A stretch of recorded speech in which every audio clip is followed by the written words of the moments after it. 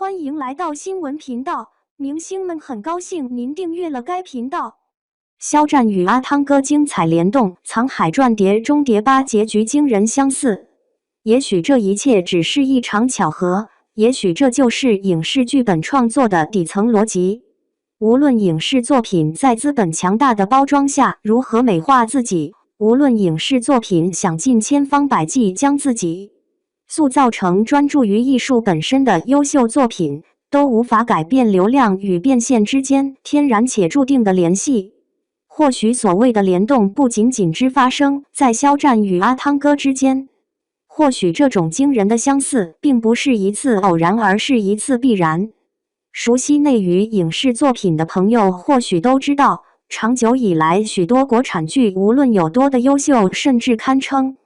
殿堂级或现象级，都很难像欧美电视剧那样以每年一季的形式，在长达数十年间不断拍摄与播出。当然，这与国产电视剧的拍摄与投资方式有着互为因果的关系，虽然也会偶有作品会出第二部，甚至第3、4、5、6甚至更多部，但总让人有种凤毛麟角之感。当阿汤哥的《碟中谍》已经拍到第8部时，当《碟中谍8》虽然以最终清算为副标题，却依旧不是最终大结局时，即便不是这个行业的圈内人士，也能明白阿汤哥这个名字加上碟中谍这块金字招牌有多么的吸引人，多么能创造价值。或许早在创作《藏海传》这个故事时，无论是编剧还是导演就已经意识到了肖战与《盗墓笔记》这个 IP 绑定在一起会有多大的影响力与号召力，所以才有了《藏海传》大结局中这样一幕多少有些不符合逻辑的剧情，作为造成藏海家几乎团灭的罪魁祸首。鬼玺不仅最终还是落到了藏海手中，更重要的是原本己方在争夺的强大势力几乎完全被消灭或式微。也正是在这样一种客观上不会再有人能威胁到肖战与鬼玺的大前提下，手中握到鬼玺与其真正主人相暗图的藏海，选择了要自己一个人好好研究鬼玺的秘密。至于他是否会真正履行诺言毁掉鬼玺，或许连他自己都未必会相信对相暗图做出的承诺，因为只有为鬼玺安排这样一个结局，为藏海安排这样一个美人宝物全都拿下的结局，才能让《藏海传》这个故事在不久的将来有机会以原班人马的噱头再拍一部续集或者是外传。也只有这样，即便《藏海传》后续的故事缺少了肖战这块金字招牌，也能通过讲述前作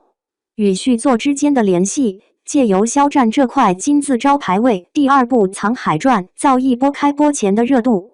无论会不会有第2部《藏海传》，无论肖战是否会像电影《诛仙》那样再也无缘拍摄第2部，这样一个为粉丝与剧迷留下的铺垫，都成为了当下与将来再次炒视《藏海传》重要的工具与引子。也正是看到了肖战与鬼玺之间这样一种微妙的关系，才让我意识到《藏海传》与《碟中谍8》竟然有着如此之大的相似之处。同样都是一切故事的起因，同样都是各方争夺与罪恶的根源。无论是能召唤阴兵的鬼玺，还是最终被封印在黄色容器中的质体，都成为引出《藏海传2》与《碟中谍9》的重要道具与引子。无论肖战是否真能研究明白鬼玺，无论阿汤哥是否真能凭一己之力完全掌控质体，或许当《藏海传2》与《碟中谍9》真正开拍后，这一切都变得不那么重要了。在资本追逐利益的原始本能驱使下，一部电视剧与一部电影的大结局竟然出现了如此雷同的相似之处。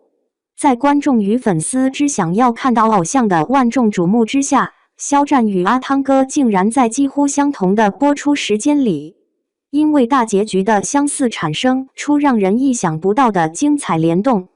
他们2人都在为续集做准备，他们2人都为可能会拍摄的续集做好最坚实的铺垫。剩下的就是等待资本何时会因为巨大利益的诱惑展开行动了。